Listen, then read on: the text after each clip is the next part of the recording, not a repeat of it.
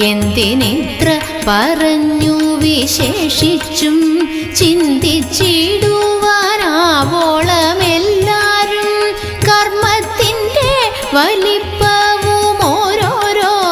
ജന്മങ്ങൾ പലതും കഴിഞ്ഞെന്നതും കാലമിന്നു കലിയുഗമായതും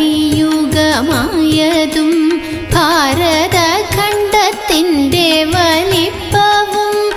അതിൽ വന്നു പിറന്നതും ഇത്രനാൾ